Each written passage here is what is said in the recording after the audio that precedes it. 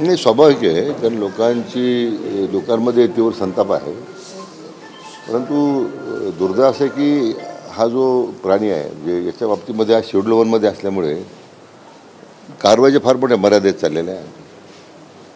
एकतर आपण शेड्यूलमधून ते काढावं अशा प्रकारची विनंती केलेली आहे. पण दुसरं तातडीच्या उपाययोजना म्हणून आता पिंजऱ्यांची संख्या कमी असेल तर आम्ही गेले 2 दिवसापूर्वी जिल्हा नियोजन मंडळातून 8.5 कोटी रुपये मंजूर केले. त्यामध्ये 22 वाहनं खरेदी करतो आपण ताबडतोबीनं वन खात्याला. ट्रॅकिंग युनिट्स घेतो आपण की ज्यामुळे त्या बिबट्यांची हालचाली त्याचा उपस्थिती कोणत्या भागात किती काय ते ट्रॅकिंग होईल. थर्मल ड्रोन देतो आपण त्यांना. नाईट व्हिजन गॉगल्स देतो की रात्रीच्या व्हिजनमध्ये रात्री त्यांना ते लोकेट करता आलं पाहिजे.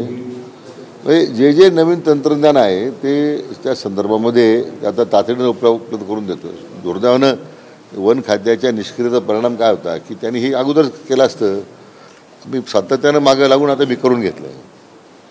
आता त्याच्यामध्ये आणखीन एक सुधारणा मी जिल्हाधिकारी महोदयांना काल सूचना केल्या आहेत. आता शाळा सुटतात बऱ्याच ठिकाणी, छोटी छोटी मुलं आहेत, पालक नाही बरोबर, एकटे मुलं चालत जातात येतात.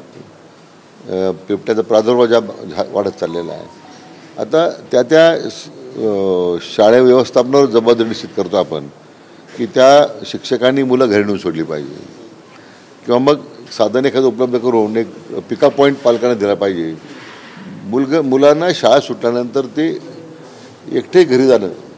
काही ठिकाणी 3-4 मुलं असतात बरोबर, सायकल असतात, पण छोटी मुलं जी 5वीत आहे, 2रीत आहे, 3रीत ते सुद्धा मी पाहतो की अनहोनी पायानं गावाला घरापासून हायस्कूल लांब असल्यामुळे शाळा लांब असल्यापासून मी स्वतः काल ते अनुभवलं.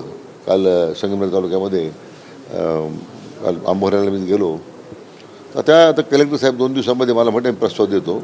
शेवटी आपल्याला जीवितहानी कमी झाली पाहिजे. आता जी काय बंदोबस्त करतो आता वंतराला बिबटे पाठवायचे, 200 बिबटे घ्यावेत अशा प्रकारचा मी सरकारला प्रस्ताव देतो आहे जिल्ह्याच्या वतीने.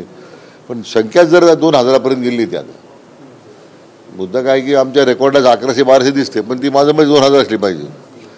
आता काही गाव पातळीवर त्या ज्या काही समित्या करायच्या असतात तर त्या समित्या करण्याची गरज आहे आता.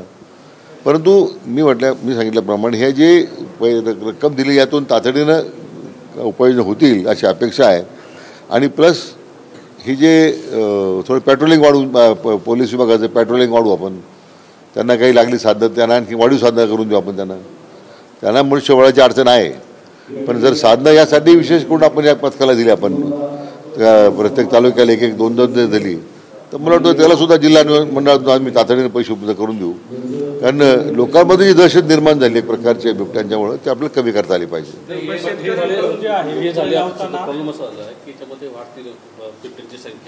याच्यामध्ये सफारी फारची पूर्वी घोषणा केली होती भूखंड प्राप्त असताना, तशा काय रेस्क्यू सेंटर ठेवण्यासाठी जागा प्रश्न करते त्या सूचना दिलेल्या आहे. रेस्क्यू सेंटर्स आपल्याला जास्त निर्माण करता आली पाहिजे. आता प्रत्येक गोष्टीला भारत सरकारची परवानगी लागते.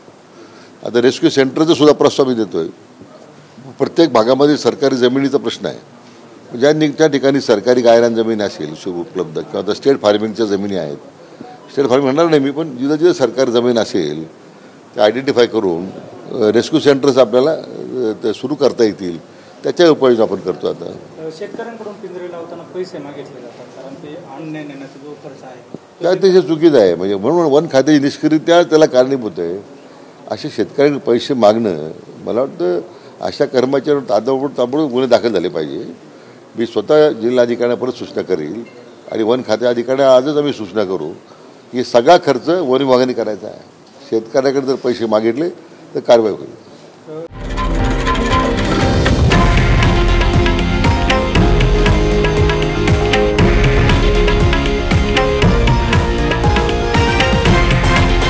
हे आहे देशातील नंबर 1 न्यूज नेटवर्क आणि आपण पाहत आहात TV9 मराठी, एकमेव.